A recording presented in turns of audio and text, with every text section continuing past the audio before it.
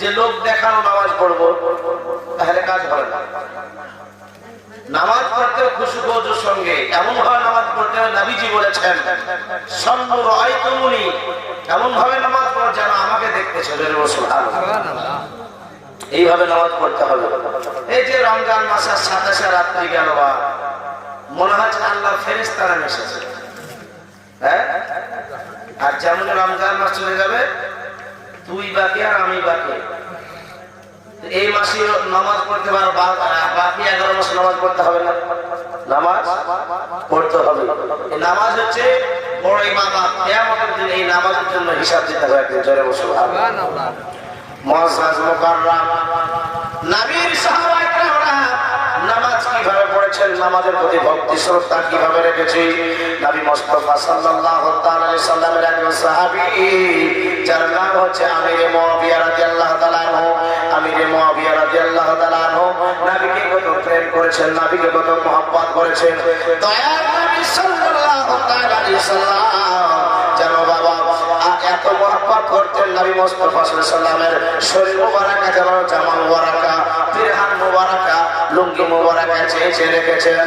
সাহাবাদেরকে বলছে, তোমরা শোনো গো, আমি যখন ইন্তেকাল করব, তোমরা বাজার থেকে কাপড় কিনে আনবে না, তোমরা বাজার থেকে করবো কিনে আনবে না, তোমরা বাজার থেকে আতর কিনে আনবে না। এগুলো আমাদের লাগে না লাগে না? মানুষ মারা গেলে লাগে। তো সাহাবারা বলছে, ওগো ভাইজান, আজকে সবাই যখন মারা যায় তখন আপনার বাজার থেকে কাপড় কিনে আনে, কিন্তু আপনি বাজার থেকে কাপড় কিনতে নিষেধ করতেছেন।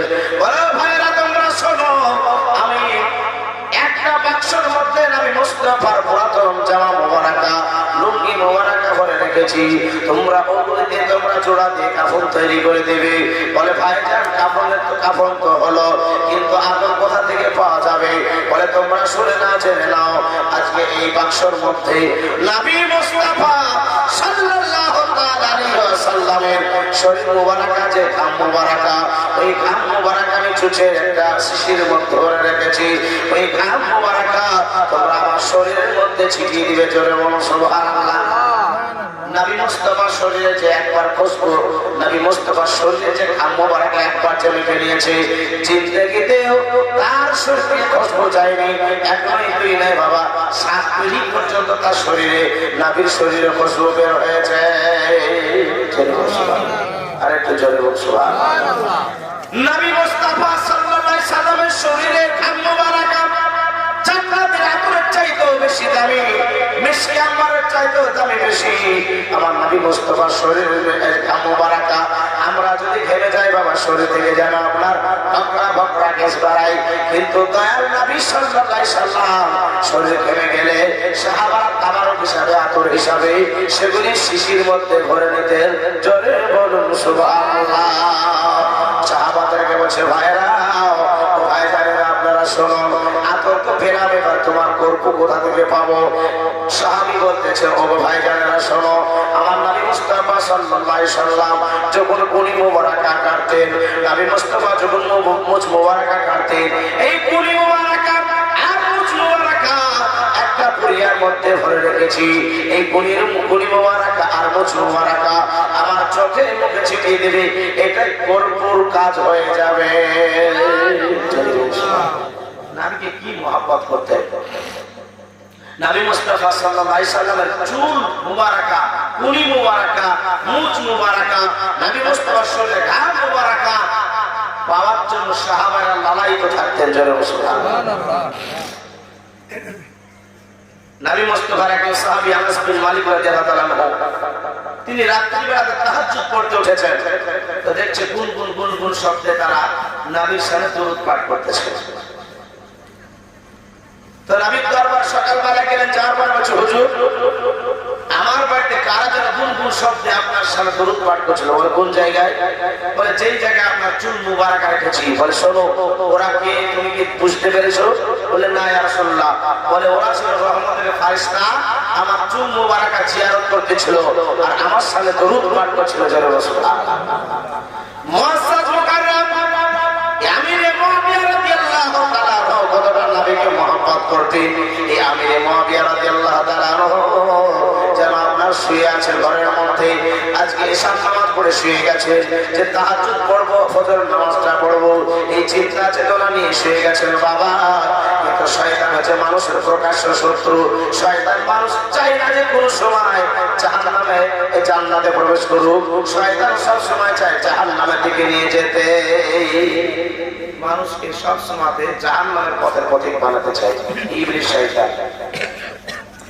যখন ইবলিস শয়তানকে জান্নাত থেকে বিতাড়িত করেছিল, ইবলিস শয়তান আল্লাহর কাছে চারটা জিনিস চেয়ে নিয়েছিল বাবা।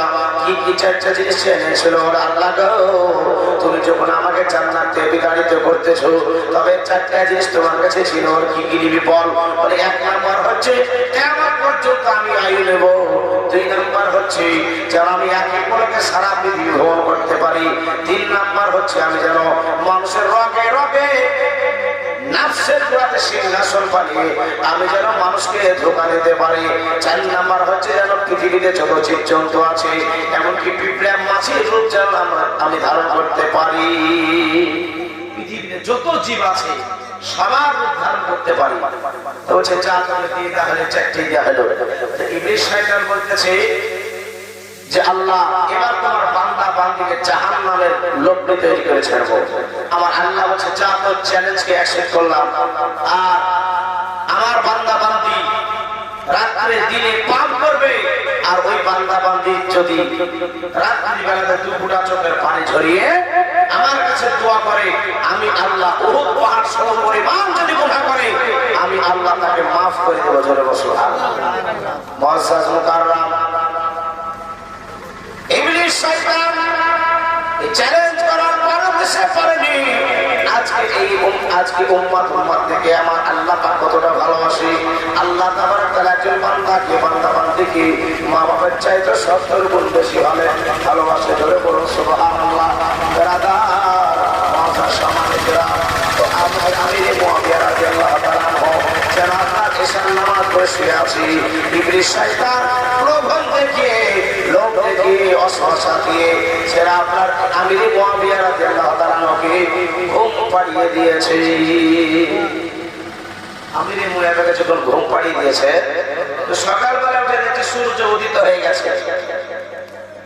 সূর্য যখন উদিত হয়ে গেছে, তিনি এত আল্লাহর দরবারে দুহাত তুলে কান্না করলেন। আল্লাহর দরবারে এত কান্না করলেন, আল্লাহ আমার নামাজ কাজা হয়ে গেছে, আল্লাহ তুমি আমাকে ক্ষমা করে দাও। এত কান্না করলেন, চোখের পানি ঝরিয়ে ঝরিয়ে বুক ভাসালেন, দাড়ি পর্যন্ত ভিজে গেল। আল্লাহ তাবারক তাআলা পাক রব্বুল ইজ্জত তার প্রতি এত মায়া হলো। তারপরে ইবলিস শয়তান দরজা খটখট করছে। কে তুমি? বলো। বলছে আমি হচ্ছি ইবলিস শয়তান। বলে কেন এসেছো বলো? বলছে হুজুর আপনি কি নামাজ পড়বেন না? বলে হুজুর নামাজ তো পড়বো। মানে ইবলিস শয়তানের কাজ কি? মানুষকে খারাপ পথে নিয়ে যাওয়া। নামাজ পড়তে দিবি, কিন্তু সেদিন আমার ডাকতেছে, কারণ কি? বলছে তুই তোর কাজ তো হচ্ছে মানুষকে খারাপ পথে নিয়ে যাওয়া, তো তুই আমার কাজকে ডাকতেছিস কেন? বলছে হুজুর আপনাকে আপনার ভালোর জন্য ডাকছি না, আমার ভালোর জন্য ডাকছি। তোর ভালোর জন্য মানে? বলে আমার ভালোর জন্য। গত রাত্রিতে আপনার নামাজকে আমি কাজা করে দিয়েছিলাম, আর আল্লাহর দরবারে আপনি কান্না করেছেন। এই আল্লাহর দরবারে কান্না করার কারণে আপনাকে আল্লাহ পাক 70 ওয়াক্ত নামাজের নেকি লিখে দিয়েছে। জোরে বলো সুবহানাল্লাহ। ইবলিস শয়তান দেখেছেন তো, কোন সময় মানুষের ভালো চায় না, মানুষকে সবচেয়ে জাহান্নামের দিকে নিয়ে যাওয়ার সবসময় চেষ্টা করে। কিন্তু আমরা মুসলমান সৃষ্টির সেরা মানুষ হওয়ার পরে সে আল্লাহর ভয় আমাদের ডর নাই। এই জন্য আমরা নামাজ পড়ি না। নামাজ এমন একটা ইবাদত, আপনার সন্তান যখন 7 বছর হবে, ওই ছেলেকে হাত ধরে ধরে মসজিদের দিকে নিয়ে আসতে হবে। যখন 10 বছর হবে, তাকে মারতে হবে। 12 বছর হলে তাকে প্রয়োজন যে বাড়ি থেকে বের করে দিতে হবে। কিন্তু আমরা নামাজের জন্য মারি, কাজ না করলে মারি। আমাদের নিজের বিবিকে, ঘরের বিবিকে তরকারিতে লবণ না হলে মারি, কিন্তু নামাজের জন্য কোনদিন আমরা মারি। কিয়ামতের দিন এই মৌলভী আলী হোসেনের একদিন এই কথাটাই সাক্ষী স্বরূপ দাঁড়িয়ে যাবে যে তোদের সম্মুখে গিয়ে আলেম ওলামারা নামাজের কথা বলেনি, তখন আপনি বলবেন যে হ্যাঁ বলেছে, কিন্তু আমরা পড়িনি। সেই দিন আপনাকে জাহান্নামের পথের পথিক বানাবে, জাহান্নামের মধ্যে করবে। আমার আল্লাহ পাক রব্বুল ইজ্জত কোরআন বলেছেন ওয়াকুদুহা নাসু কাল হিজারা। সূরা বাকারার মধ্যে আমার আল্লাহ পাক রব্বুল ইজ্জত বলেন মানুষকে এবং পাথরকে জাহান্নামের ইন্ধন তৈরি করা হবে, জাহান্নামের লকড়ি তৈরি করা হবে। যেই দিন থেকে বাবা মানুষ যেন আপনার যেই দিন থেকে পাথর শুনেছে যে আমাকেও জাহান্নামের লকড়ি তৈরি করা হবে, সেই দিন থেকে পাথর কান্না করে, কিন্তু মানুষ আমরা কান্না করি না। পাথরও কান্না করে। দেখবেন বাইরে যারা পাহাড়ি এলাকাতে গিয়েছেন, পাহাড় থেকে পানি ঝর্ণা স্বরূপ পড়ে না, ঝর্ণার পানি, হ্যাঁ এই পানিগুলো এসে আসে থেকে, ওখানে কি কোনো নল ফিট করা আছে না, কোনো কুয়া ফিট করা আছে না, মোটর ফিট করা আছে? কিছু ফিট করা নাই। তো পানিটা আসে থেকে কিতাব বলতেছে ওই পাথরে কান্না করার পানি, জোরে বসে পাথরে কান্না করে।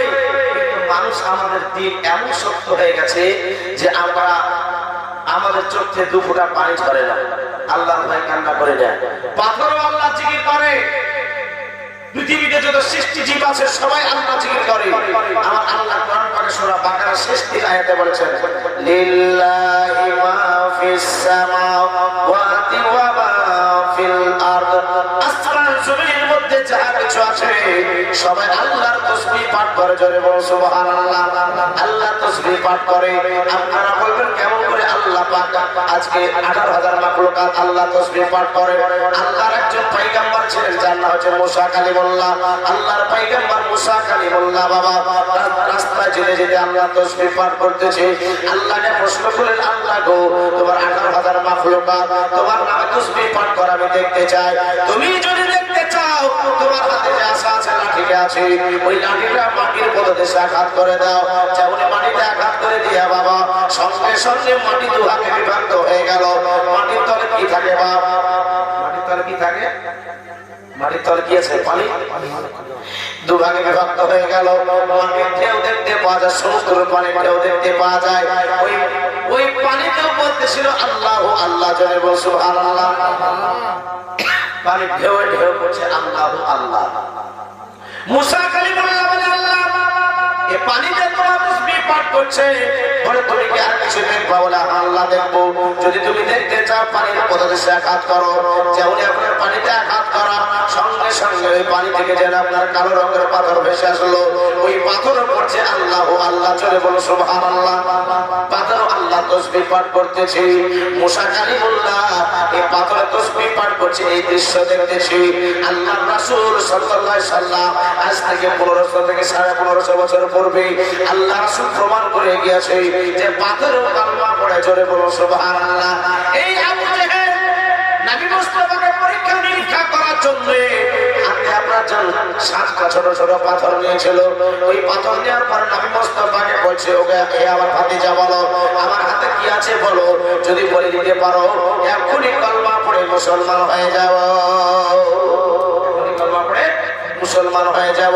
আমার নবী মুস্তাফা সাল্লাল্লাহু আলাইহি সাল্লাম বলতেছেন, এ আবু ওহে আমার চাচা আবু জাহাল, আমি যদি না বলি তোমার হাতে কি আছে, সেই বস্তুতে যদি বলে যে আমি কে সাক্ষী দেয়, তাহলে কি তুমি খুশি হবে? বলে তাহলে তারও ভালো হয় তোমার নাম যদি বলে দেয়, হ্যাঁ তারও ভালো হয়। আমার নবী মুস্তাফা এই শাহাদাত আঙ্গুরের ইশারা করে দিয়েছে।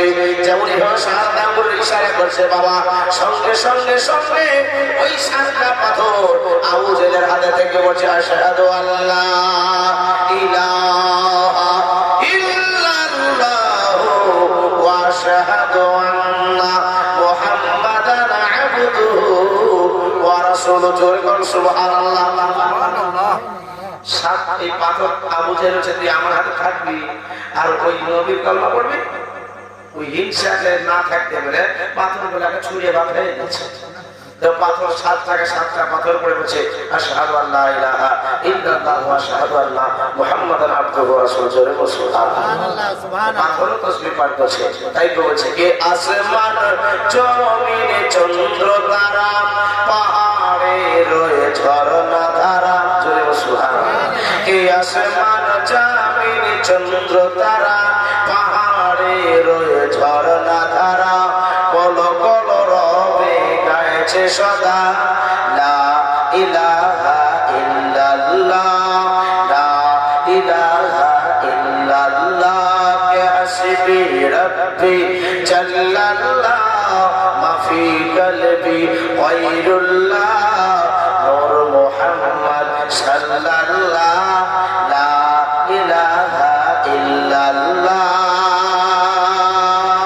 কি হযরত উমর বোনকে বলে পড়ছিলে কি মোর আশার আগে বলো বলো তুমি জলদি করে নইলে তলোয়ার চলবে গলে হযরত উমর বোনকে বলে পড়ছিলে কি মোর আশার আগে বলো বলো তুমি জলদি করে নইলে তলোয়ার চলবে গলে সুবহানাল্লাহ।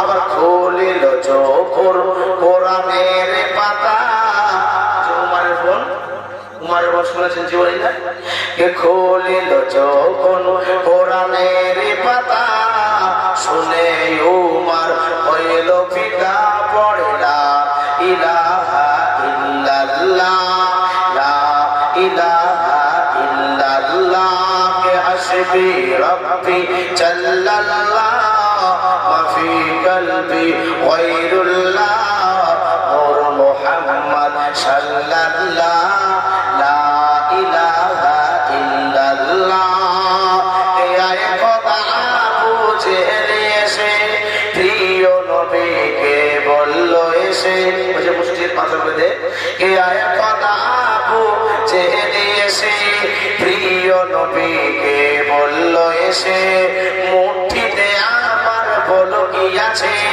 পারলে ঈমান আনব শেষে এই কথা আবু জেহেল এসে প্রিয় নবীকে বলল এসে মুঠিতে আমার বলো কি আছে পারলে ঈমান আনব শেষে আর প্রিয় নবীজির শুনে কথা প্রিয় নবীজির শুনে কথা মুঠির পাথর পড়ে থা জোরে বল সুবহানাল্লাহ পড়ে লা ইলাহা ইল্লাল্লাহ লা ইলাহা ইল্লাল্লাহ কে হাসবি রব্বি জাল্লাল্লাহ মাফি কলবি গায়রুল্লাহ নূর মুহাম্মদ সাল্লাল্লাহ লা ইলাহা ইল্লাল্লাহ মেরা দার মাতা সামানে গ্রাম দয়ার নবী সাল্লাল্লাহু তাআলা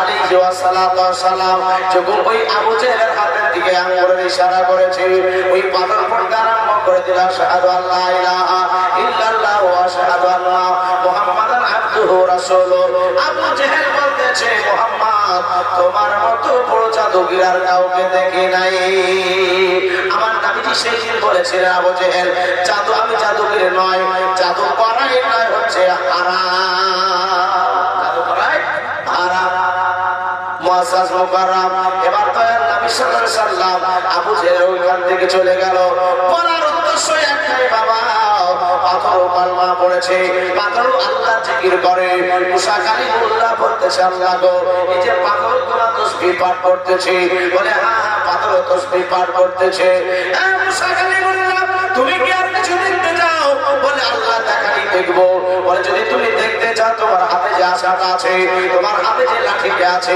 ওই লাঠির দ্বারাই পাথরে আঘাত করে দাও যেমন আপনার বাবা পাথরে আঘাত করা ওই পাথর যেন ফেটে দরজার মতো হয়ে গেল পাথর দরজার মতো যখন হয়ে যাও ওই পাথরের মধ্যে দেখি একটা যেন কাল আপনার সবুজ রঙের জন্তু বের হয়ে আসলো ওই জন্তুটা পড়তেছিল আল্লাহ আল্লাহ জোরে বলুন সুবহানাল্লাহ আল্লাহ কিসের মধ্যে বাবা কি ভরে রেখেছে আমরা জানি না এই মাটির তলায় কত জীবজন্তু আছে আমরা জানি না ওই সমুদ্রের পানির কত বড় কত টন টন বড় বড় মাছ আছে আমরা জানি না এ বাবা জীবন আল্লাহ তাদেরকে রুচি দেয় এ মুসলমান কত বড় বড় মাছ আছে আপনি শুনলে তাজ্জুব হয়ে যাবেন বেরাদার মাজার সামানে গ্রাম আল্লাহ রাসূল সাল্লাল্লাহু তাআলা আলাইহি সাল্লাম একটা যুদ্ধ করেছেন 6 মাস ধরে যুদ্ধ ওই যুদ্ধে 6 মাস যুদ্ধ করার পরে খাবার পানি যখন শেষ হয়ে গেল বাবা মুসলমানরা বলছে ইয়া রাসূলুল্লাহ হাবিব হাবিব আল্লাহ হুজুর খাবার পানি শেষ হয়ে গেল, এখন ক্ষুধার্ত অবস্থায় থাকতে খাবার কোথায় পাবো?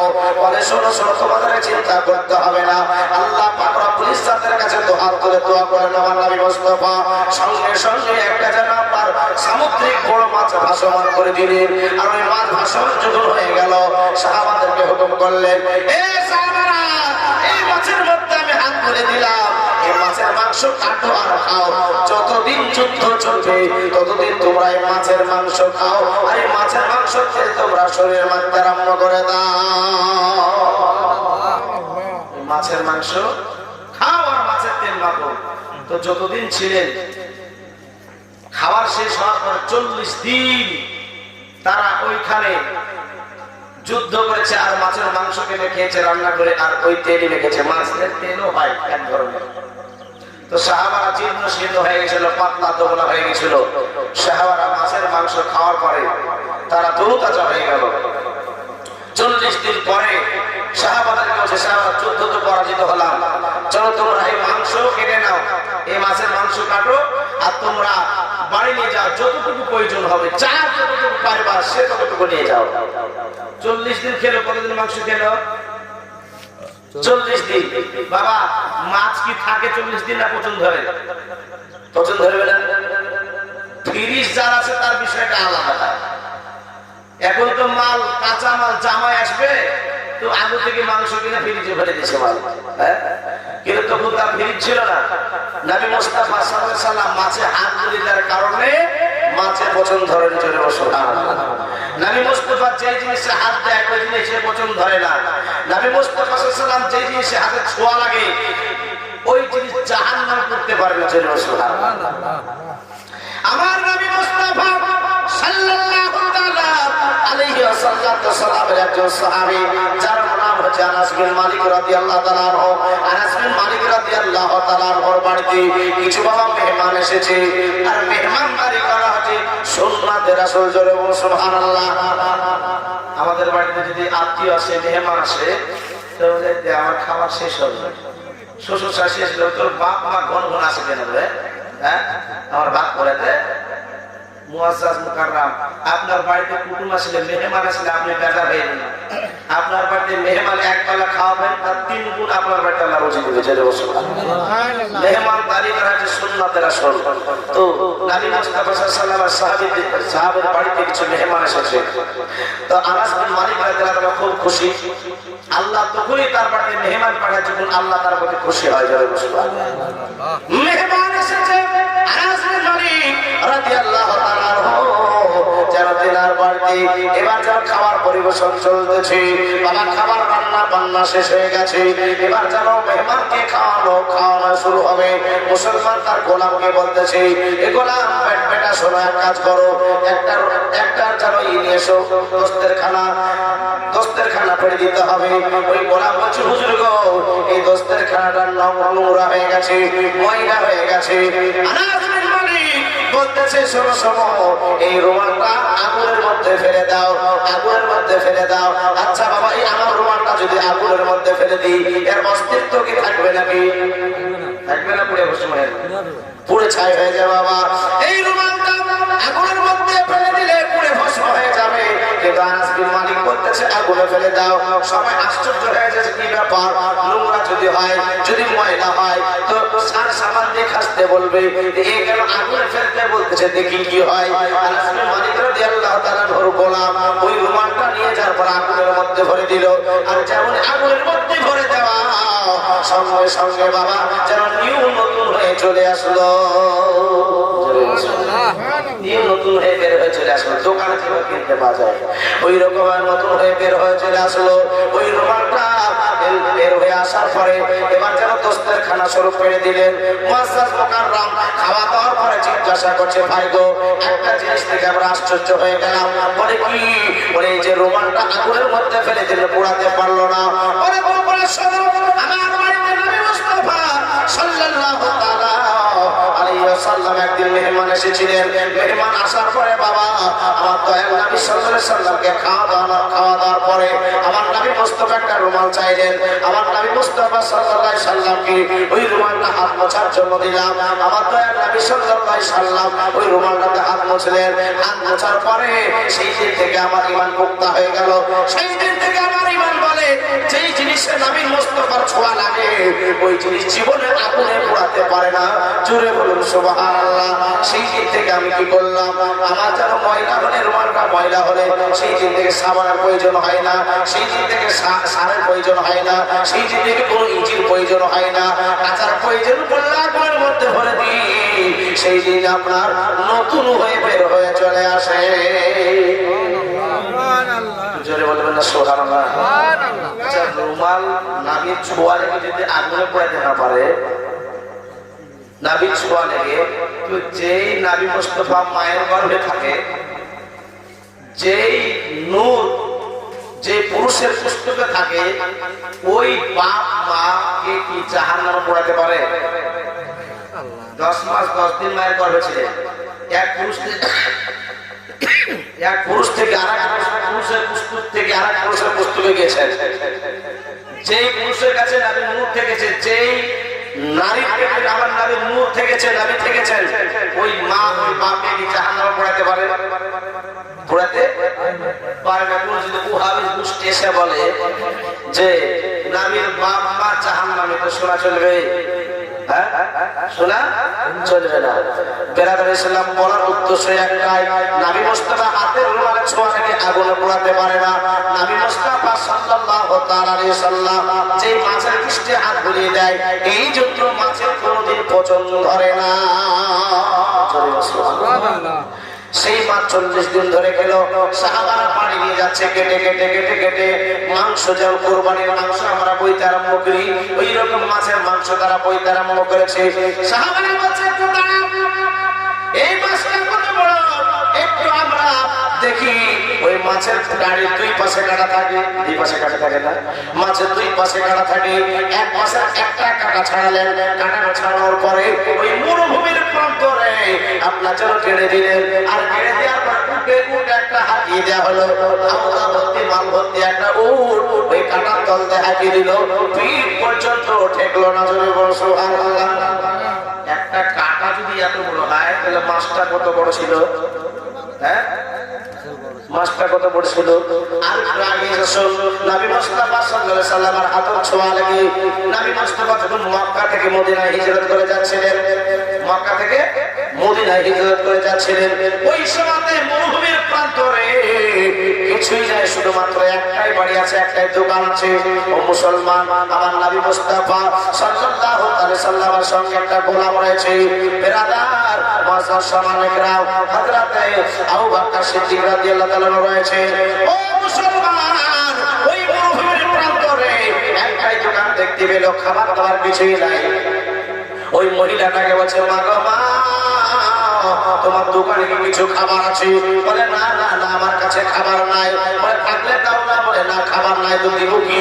বেরাদার এত সুন্দর চেহারা দেখে, এত সুন্দর ঝলকময় চেহারা নবী আমার নবী মুস্তাফা বলতেছে, মা তোমার দোকানে খাবার নাই ঠিক আছে, কিন্তু তোমার যে ছাগলটা দেখা যায়, ওই ছাগলটা একবার দাও, আমরা একটু দুগ্ধ দহন করে পান করি, দুগ্ধ দহন করে খাই। কোন ব্যক্তি যদি দুগ্ধ পান করে, পিপাসাও নিবারণ হয়, ক্ষুধাও নিবারণ হয়। জোরে বল সুবহানাল্লাহ। দুধের মধ্যে আল্লাহ পাক এমন একটা জাতি রেখেছেন, এই দুগ্ধ দহন করে আমরা খাবো। ওই পরিবার বলছে, নবী গো, এই ছাগলটা বহুদিন পূর্বে বাচ্চা দেয়া বন্ধ হয়ে গেছে, এই ছাগলটা বাচ্চা দেয়া বন্ধ হয়ে গেছে, দুগ্ধ দেয়া বন্ধ হয়ে গেছে, পান শুকিয়ে গেছে। হুজুর, ওর মধ্যে দুগ্ধ নেই, আপনি দুগ্ধ পাবেন না। বলছে, মা গো মা, একবার তুমি হুকুম করে দেখো, দুগ্ধ দহন করতে পারি কিনা একবার দেখি। দয়ার নবী সাল্লাল্লাহু আলাইহি সাল্লাম ওই ছাগলটার গায়ে হাত বুলিয়ে দিয়েছে। যেমন ছাগলটার গায়ে হাত বুলিয়ে দেওয়া সঙ্গে সঙ্গে যেন আপনার পাতলা দোলা ছাগল একেবারে মোটা তরুতাজা হয়ে গেছে। সুবহানাল্লাহ। মোটা তরুতাজা হয়ে গেছে বাবা। এবার আমার নবী মুস্তাফা পাটে হাত দিয়ে দুগ্ধ দহন করতে আরম্ভ করলেন। দুগ্ধ হাঁড়ির হাঁড়ির দুগ্ধ দহন করে শেষ করতে পারে না।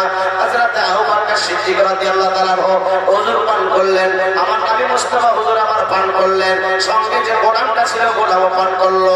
ওই বুড়িমাকে বলে, বুড়িমা হাঁড়ি আছে তো দুগ্ধ দহন যত পারবে করে নাও। মুসলমান, দয়ার নবী সাল্লাল্লাহু আলাইহি সাল্লাম ওইখান থেকে দুগ্ধ খাওয়ার পরে, দুগ্ধ পান করার পর নবী চলতে আরম্ভ করলেন। চলতে চলতে ওই বাড়িতে যেন আপনার ওই লোকটা আসলো, বাড়িওয়ালা আসলো, বলে স্বামী ও স্বামী, একটা লোক এসেছিল আমাদের এই পাতলা দোগলা ছাগল বহুদিন পূর্বে বাচ্চা ছেড়ে দিয়েছে, দুগ্ধ দেওয়া বন্ধ করে দিয়েছে।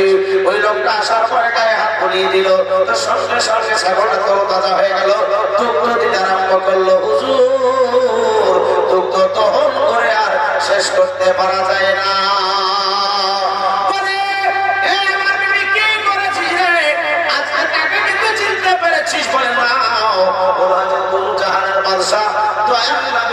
আর কেউ না, জোরে বল সুবহানাল্লাহ। কিতাবের মধ্যে লেখা আছে বাবা, ওই ছাগলটা 1 নয় 2 নয় 27 বছর দুগ্ধ দিয়েছিলেন। জোরে বল সুবহানাল্লাহ।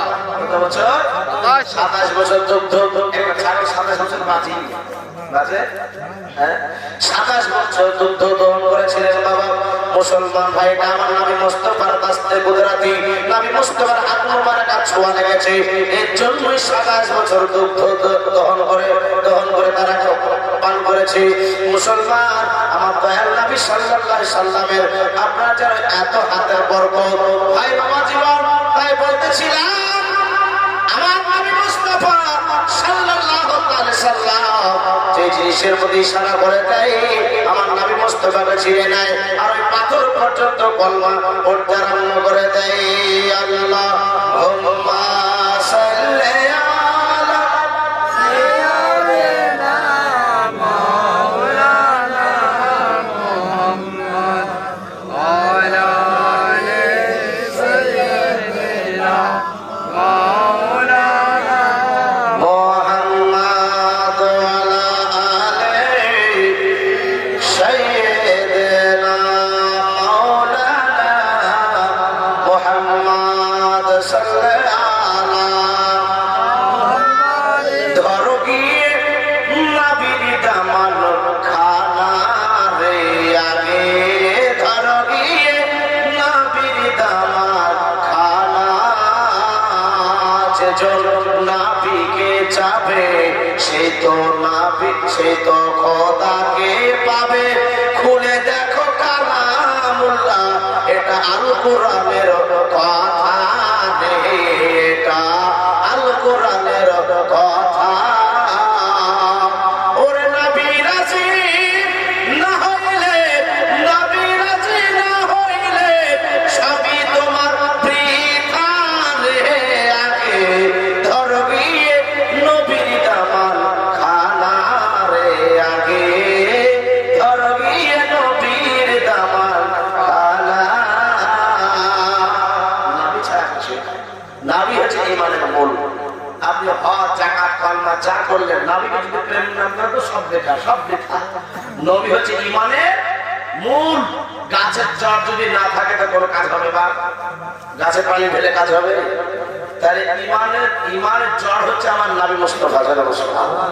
তো বলতেছিলাম বাবা, সেই সাহাবীরা নবীর কথাকে, নবীকে কত প্রেম করেছেন, নবীকে ভালোবেসেছেন। নবীর সাহাবীরা নবীর কথাকে অক্ষরে অক্ষরে পালন করে চলেছে। ওই আমির মুমিন রাদিয়াল্লাহু তাআলা আনহু বলছেন, বলে ও সাহাবারা তোমরা শোনো, আমার কথাগুলোকে তোমরা অক্ষরে অক্ষরে পালন করবে। সাহাবারা বলছে আমির মুআবিয়া রাদিয়াল্লাহু তাআলা আনহু, তুমি যে ওসিয়তগুলো করে যাচ্ছ এগুলি করে লাভ কি হবে? আমার নবী মুস্তাফার সাহাবী আমির মুআবিয়া রাদিয়াল্লাহু তাআলা আনহু বলছে, ভাইরা আমার শরীরে যদি নারীর পোশাক থাকে, আমার শরীরে যদি নবী মুস্তাফার মোচার এখান মুবারাকা থাকে, তাহলে আমাকে কবরের আযাব পর্যন্ত ছুঁতে পারবে না। আমার শরীরে নবী মুস্তাফার পেরহান মুবারাকা, লুঙ্গি মুবারাকা যদি থাকে, আমাকে কবরের আযাব পর্যন্ত ছুঁতে পারবে না। সাহাবারা কত আজকে কবরের ভয় ছিল, ডর ছিল।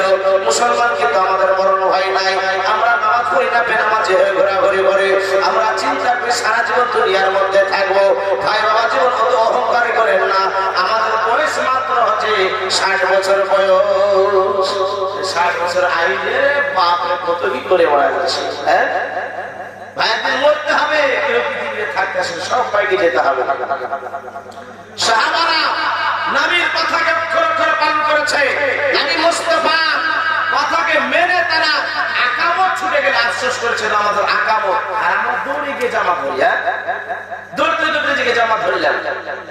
মুসলমান ভাই বাজেমান, আর সাহাবারা কাজ আজান হয়ে গেলে কাজ কর্মকে ফেলে দিয়ে, দোকান বাগানকে ফেলে দিয়ে তারা নামাজের দিকে অগ্রসর হয়েছে। এখন পর্যন্ত সৌদিতে আমার কয়েকজন বন্ধু আছে, তো নামাজের টাইম হয়ে গেলে দোকান থাকলো খোলা আর চললো খোলা মসজিদে গিয়ে নামাজ পড়তে আরম্ভ করলো। আর আমাদের এলাকাতে যদি এরকম দোকান খুলে দিয়ে, সোনার দোকান খুলে দিয়ে যদি আপনার ওই নামাজ পড়তে যায়, সোনার দোকানে সোনা থাকবে? সব পঁয়ষট্টি মেরে কিন্তু সৌদিতে দোকান খোলা থাকলে যদি ধরা পার হাতকে কেটে দেবে, হাতকে কেটে দেবে। মুসলমান আছে, এই যে আমার হাতে মুর্শিদাবাদের মুসলমান, চোর ছাট চোর দাগাবাজ, তিনটে হয় মুর্শিদাবাদ। মুর্শিদাবাদের মানুষ সৌদিতে যান তো মুর্শিদাবাদ, বোম্বাই যান মুর্শিদাবাদ, কলকাতা যান মুর্শিদাবাদ, থাইল্যান্ডে যান মুর্শিদাবাদ, আপনার যত জায়গাতে যাবেন, কুয়েতে যান মুর্শিদাবাদ। এই মুর্শিদাবাদ পার্টি সব জায়গায় আছে, সব জায়গাতে আছে। ভাই বাবা জীবন, শুধু মুর্শিদাবাদের মানুষ খাটতে যায়, সেখানে শিক্ষা গ্রহণ করতে যায় না। মুর্শিদাবাদ সবটাই দেওয়া শিক্ষিত, আর আপনার অন্যান্য দেশগুলাতে, অন্যান্য আপনার জেলাগুলাতে শিক্ষিত হারটা বেশি, সবচাইতে মুর্শিদাবাদে অশিক্ষিত বেশি। আমরা মার খাচ্ছি। শিক্ষাই মেরুদণ্ড, শিক্ষায় জাতিকে এগিয়ে নিয়ে যায়। চাকরি পাওয়ার আশাতে পড়াবেন নাকি? শিক্ষা জাতিকে এগিয়ে নিয়ে যায়। নবীর সাহাবী একজন নাম হচ্ছে আনাস, নবীর সাহাবী আবু দুজানা রাদিয়াল্লাহু তাআলা নবীর পিছনে 5 ওয়াক্ত নামাজ পড়ে, সব সময় দোয়া করে বাড়ি যায়। কিন্তু হঠাৎ করে একদিন দোয়া বন্ধ করে দিয়েছে, দোয়া তাসবিহ তাহলিল বন্ধ করে দিয়েছে। আপনাদের মসজিদে যদি কোনো ব্যক্তি 5 ওয়াক্ত নামাজ পড়তে পড়তে যদি মুনাজাত বন্ধ করে দেয়, কাল থেকে কি বলবেন? খারাপ হয়ে গেছে বলবে না? বলবে না যে ওহাবি এখানে হাত বাঁধছে, হ্যাঁ এখানে মানে একে বলে আমি হিন্দুরা নামাজ, মানে বেটা ছেলে না বিটি ছেলে না, বিটি ছেলে তো এখানে বাঁধতে তাও নাকি, আর ওরা এখানে বাঁধছে যে মানে হিন্দুরা নামাজ বলে। মুসলমান ভাই বাবা জীবন, প্রত্যেকটা মসজিদে 2টা 1টা করে জন্ম নিয়েছে মা, আর এমন মারও আপনার কথা শুনবে না, ও আর কথাতে চলে, ইউ তো মুফতি।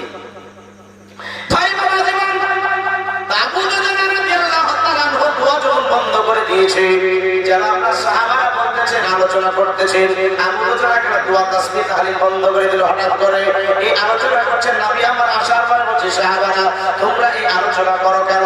তোমরা এই আলোচনা করো কেন? করো তোমরা এই আলোচনা করো না, আমার সাহাবীর পিছনে তোমরা গুজব করো না। কারণ গীবাত হচ্ছে জেনার চাইতে বড় গুনাহ, আর গীবাতু আসাদুল জিনা, গীবাত হচ্ছে জেনার চাইতে বড় গুনাহ। কাল থেকে চাই দোকানে গীবাত করে বসে নাকি, এই গীবাতটা চাই দোকানে বেশি, আর মা বোনেরা বেশি করে। ভাই বাবা জওয়ান, গীবাত হচ্ছে জেনার চাইতে বড় গুনাহ। নবী আমার সাবধান করে দিলেন, তোমরা গীবাত করিও না। আমার সাহাবী আবু দুজানাকে আমি দেখতেছি, দয়াল নবী সরওয়ারে কায়নাত সাল্লাল্লাহু আলাইহি সাল্লাম নামাজ পড়ার পরে, 5 ওয়াক্ত নামাজ পড়ার পরে সাহাবীদেরকে ডান দিকে একটু ঘুরে বসতে, সাহাবীদেরকে মুখ করে, আমাদের ইমাম সাহেব বসে না, ডান দিকে ঘুরে বসে, হ্যাঁ এইরকম ডান দিকে ঘুরে বসলেন। আর ওই সাহাবীকে লক্ষ্য করে বলছে, সাহাবী নামাজ পড়ে বাড়ি পালিয়ে যেও না, তোমার সঙ্গে কথা আছে, কথা আছে। এবার ওই আবু দুজানা রাদিয়াল্লাহু তাআলা ঢোকে, বলে, বাবা নামাজ পড়ার পরে কেন দোয়া করো না?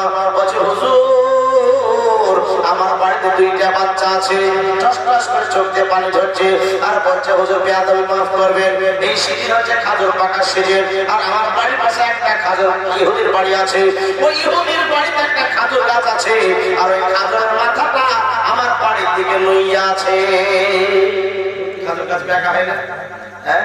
তো খাজুর গাছটা আমার বাড়ির দিকে মাথাটা আছে, তো এখন হুজুর পাকা পাকা খাজুর ঝিরিঝিরি বাতাস বয়, আর আমার বাড়ির আঙিনাতে পড়ে, আর আমার বাড়িতে 2টা ছোট ছোট বাচ্চা আছে, তারা আমি যদি যেতে দেরি করে দিই, বাচ্চারা দেখবেন ওরা আগে ঘুম থেকে ওঠে, বাচ্চা ছেলে যারা, তো মা বাবা জাগার আগে বাচ্চা ছেলে আগে যায়। তো হুজুর আমার বাচ্চা ছেলে দুটো এই খাজুর গুলো কুড়িয়ে খেয়ে নেবে, সেটা আমার জন্য নাজায়েজ হবে, সেটা আমার জন্য অবৈধ হবে। কিন্তু আমাদের ঘরের বাচ্চারা কি করে, মাঠে যাচ্ছে না, বুঝার কখনো কেটে চলে এসছে, বুঝার জগ কেটে চলে এসছে, কারো ভেব পটল আর আলু তুলে চলে এসছে, আর মা মুখে ভালো করে কার ভিতরে গেলে, হ্যাঁ কার ভিতরে গেলে ওগুলো মুখের তাড়াতাড়ি ঘরে ভর, যদি চাইতে পারে আমার মানুষ ছেলে যাবে তাড়াতাড়ি ভর। আর হুশ হলে না যে একটা থাপ্পড় দিয়ে ওই ছেলেটাকে আবার বন্ধ করে দিই, বন্ধ করবে না, ওকে চুরি করা আমরা শিখাচ্ছি। হ্যাঁ, এই জীবন থেকে আমাদেরকে শিক্ষা দিতে হবে, বাচ্চাদেরকে শিক্ষা দিতে হবে। মুসলমান আমার দয়ার নবীর সাহাবী আবু দুজানা রাদিয়াল্লাহু তাআলা হুজুরের কথা বলতেছে, আমার নবী মুস্তাফা বলছে ওই ইহুদিকে ডেকে আনো। ইহুদিকে ডেকে আনা হলো, ওই ইহুদিকে বলছে ইহুদি রে, আমার এই সাহাবী আবু দুজানাকে এই খেজুর গাছটা দিয়ে দাও, আমি তোমাকে জান্নাতের 10টা খেজুর গাছ দেব। সুবহানাল্লাহ, জান্নাতে 10টা খেজুর গাছ দেব। জান্নাতের খাজুর যে সে পায় নাকি, যে জান্নাতেও সেই পাবে, কোন ইহুদির জন্য নাই। তো ইহুদি যদি মানতো যে আমি মেনে নিলাম কথাটা, যদি মেনে নিত তো মুসলমান হয়ে সাহাবী হয়ে জান্নাত থেকে 10টা খাজুর গাছ পেতে। এই বছর কবে মরবো আর কবে জান্নাত পাবো? যেমন আমাদের মধ্যে কিছু ছেলে আছে যে যেদিন মরবো দেখা যাবে। হ্যাঁ, আর কিছু যে এখন কি নামাজ পড়া টাইম হয়েছে নাকি, মানে ওর ভলটেজ যখন ঢিল হবে সেদিন পড়ে নামাজ।